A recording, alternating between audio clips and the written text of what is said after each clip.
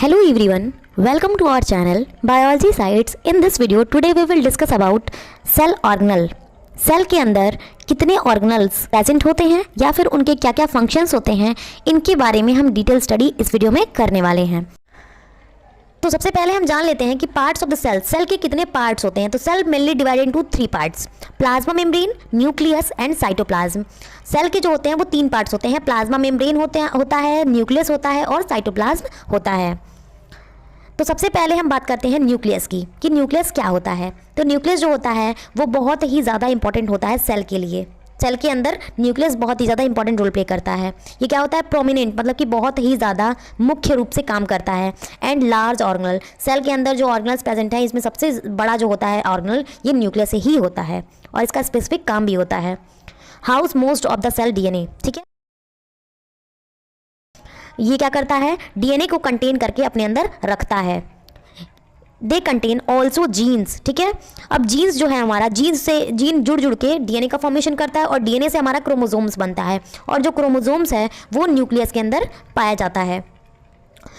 Control the activity of other organelles, ठीक है। और ये अदर ऑर्गेनल्स अपने आप को तो कंट्रोल करता है, ये सेल को भी कंट्रोल करता है और सेल के अंदर जो ऑर्गेनल्स अदर ऑर्गेनल्स प्रेजेंट होते हैं उनको भी कंट्रोल करके ये रखता है। नेक्स्ट बात करते हैं राइबोसोम्स की। तो राइबोसोम क्या होता है, ribosomes are the site of protein synthesis. ये क्या होता है, राइबोसोम जो होता है एक साइट होता है प्रोटीन सिंथेसाइज करने के लिए। They either attach to the RER और फ्लॉटी फ्री इन साइटोप्लाज्म। ये आरईआर से अटैच्ड मिलेंगे या फिर ये फ्री फ्लॉट, मतलब कि साइटोप्लाज्म के अंदर फ्रीली मूव करते हुए हमको मिलेंगे सेल के अंदर। दे कंसिस्ट टू सब यूनिट्स, लार्ज सब यूनिट्स एंड स्मॉल सब यूनिट्स। जैसे कि आप फिगर में यहाँ पे देख सकते हैं, ये लार्ज सब यूनिट और ये स्मॉल सब यूनिट, ये आपस में ज्वाइंट होकर कंप्लीट फंक्शनल राइबोसोम का फॉर्मेशन करते हैं। नेक्स्ट बात कर रहे हैं, ये भी एक ऑर्गेनल है सेल के अंदर, इंडोप्लाज्मिक रेटिकुलम और network of membrane in the form of flatten shake और ट्यूब्यूल्स। इंडोप्लाज्मिक रेटिकुलम है वो क्या होता है, एक नेटवर्क लाइक स्ट्रक्चर हमको सेल के अंदर दिखाई देता है, ठीक। इसमें ये क्या किस शेप के होते हैं, तो ये फ्लैटन शेप के होते हैं और ट्यूब्यूल शेप के होते हैं। जो SER है वो ट्यूब्यूल शेप का होता है और RER जो होता है वो फ्लैटन शेक लाइक स्ट्रक्चर हमको दिखने को मिलता है। दे आर 2 टाइप्स, RER और SER, रफ इंडोप्लाज्मिक रेटिकुलम और स्मूथ इंडोप्लाज्मिक रेटिकुलम। ये 2 तरह से हमको सेल के अंदर पाए जाते हैं, जो कि ये है रफ ER, ठीक है। मतलब कि इसके अंदर ये रफ क्यों कहलाता है, क्योंकि इसके अंदर आप देख सकते हैं छोटे छोटे राइबोसोम्स अटैच्ड होते हैं, जिसको हम बोलते हैं, ये क्या करता है, प्रोटीन सिंथेसाइज करने में हेल्प करता है, ठीक। और ये क्या है, स्मूथ इंडोप्लाज्मिक रेटिकुलम, इसमें प्रोटीन्स, इस पर राइबोसोम्स अटैच्ड नहीं होते हैं। नेक्स्ट है Golgi complex. It consist of 3 to 20 cisternae small flatten membrane sac. जैसा कि आप फिगर में देख सकते हैं कि ये 3 to 20 मतलब 3 से लेके 20 तक सिस्टर्नी को कंटेन करके रखता है। ये जो लंबा लंबा दिख रहा है सिक लाइक स्ट्रक्चर, आपको इसी को बोलते हैं सिस्टर्नी, एक को सिस्टर्नी बोलेंगे, ठीक है। और ये जब एक साथ कई सारे लग जाएंगे तो इसको बोलेंगे Golgi complex. Most cell have several Golgi complexes. बहुत सारे सेल में गोल्जी कॉम्प्लेक्स बहुत ज़्यादा अमाउंट में प्रेजेंट होते हैं। Golgi complex are more extensive in cell that secrete protein, ठीक है। ये क्या करता है, बहुत ही ज़्यादा इंपॉर्टेंट रोल प्ले करता है प्रोटीन को सिक्रीट करने के लिए। Modified short package and transport protein received from the rough ER, ठीक है।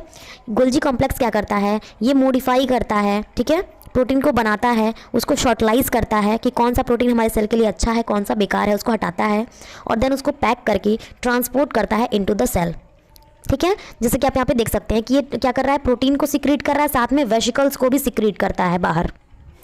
अब नेक्स्ट इज माइटोकॉन्ड्रिया। ये भी क्या होता है, एक सेल का ऑर्गेनल होता है। यह जो होता है वो इलोंगेट और रॉड शेप होता है, ठीक है। इलोंगेट मतलब कि लंबा और रॉड शेप मतलब कि ऐसे स्ट्रक्चर, रॉड लाइक स्ट्रक्चर हमको देखने को मिलता है। It also called power house of the cell. ये क्या होता है, सेल का पावर हाउस हम इसको कहते हैं, क्योंकि ये सेल को क्या करता है, एनर्जी प्रोवाइड करता है।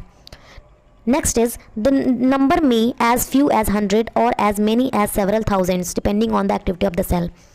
ये क्या कहीं कहीं पे बहुत ही कम मात्रा में प्रेजेंट होते हैं और कहीं कहीं में बहुत ही ज़्यादा मात्रा में प्रेजेंट होते हैं, depending on the activity of the cell. जैसे जैसे सेल एक्टिविटी करता है, जहाँ पे सेल को ज़्यादा एनर्जी की ज़रूरत पड़ती है वहाँ पे माइटोकॉन्ड्रिया जो होता है वो ज़्यादा अमाउंट में प्रेजेंट होगा, और जहाँ पे सेल को कम एक्टिविटी की ज़रूरत पड़ती है वहाँ पे माइटोकॉन्ड्रिया बहुत ही कम अमाउंट में प्रेजेंट होता है। Active cells such as muscles, liver and kidney, ठीक है। अब जैसे मसल्स में, लीवर में और किडनी में सेल को एक्टिविटी ज़्यादा करने की ज़रूरत है तो वहाँ पे माइटोकॉन्ड्रिया जो होगा उन सेल के अंदर बहुत ही ज़्यादा अमाउंट में प्रेजेंट होगा, बाकी अदर जगह पे माइटोकॉन्ड्रिया कम प्रेजेंट होगा। Which use to ATP at a high rate. इन जगहों पे इनको हाई रेट की मतलब कि बहुत ही ज़्यादा अमाउंट में ATP की ज़रूरत होती है, मतलब कि एनर्जी की ज़रूरत होती है। Have a large number of mitochondria, ये क्या करते हैं, बहुत ही लार्ज अमाउंट में माइटोकॉन्ड्रिया को कंटेन करके रखते हैं।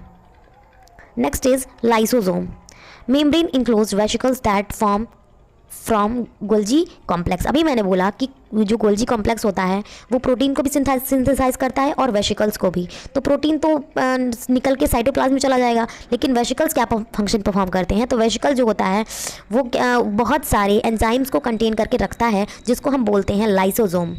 ठीक, 60 kinds of powerful digestive and hydrolytic enzymes, ये क्या करता है, जिसे कि आप यहाँ फिगर में देख सकते हैं, ये 60 काइंड्स मतलब 60 प्रकार के पावरफुल एंजाइम्स को, डाइजेस्टिव मतलब कि हमारे भोजन को जो पचाता है, डाइजेस्टिव एंजाइम्स, हाइड्रोलिटिक एंजाइम्स को कंटेन करके अपने अंदर रखता है।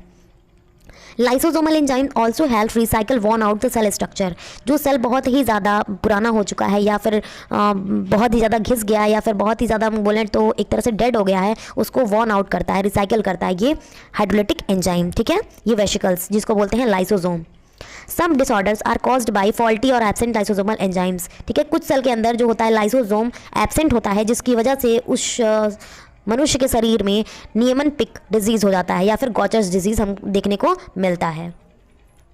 नेक्स्ट है peroxisome, similar in structure to lysosome. ये क्या होता है कि लाइसोसोम की तरह ही होता है, same to same, but smaller in size, लेकिन साइज में ये थोड़ा सा लाइसोसोम से छोटा होता है।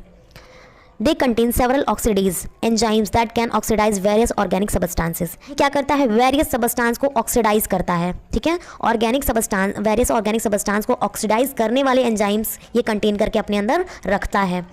The main function is degradation of amino acids. इसका जो मेन फंक्शन होता है वो क्या होता है, degradation of amino acid, amino acids को क्या करना, डिग्रेड करना, मतलब कि खत्म करना। Oxidation of long chain fatty acids, fatty acids के लॉन्ग चेन को ये क्या करता है, ऑक्सीडाइज करता है। फिर oxidize toxic substance such as alcohol, शराब जैसे विषैले पदार्थ को भी ये ऑक्सीडाइज करने में हेल्प करता है। Protect other part of the cell from the toxic effect of H2, ठीक है, O2। ये सेल के अदर पार्ट को टॉक्सिक इफेक्ट से प्रोटेक्ट करके रखता है। And the last is dysfunction of peroxisome leads to Zellweger syndrome. Dysfunction of peroxisome का मतलब होता है कि जब परऑक्सीजोम फंक्शन परफॉर्म नहीं करता है, ठीक है, या फिर अच्छे से फंक्शन को नहीं रोल प्ले कर पाता है, तो क्या होता है कि उस सेल के वजह से, उस सेल के अंदर परऑक्सीजोम ना होने की वजह से उस मनुष्य के शरीर में ज्वेलर सिंड्रोम नाम का डिजीज़ हो जाता है। The last organelle is cytoskeleton, जो कि सेल का एक ऑर्गेनल है, और network of protein filaments that extend through out the cytoplasm.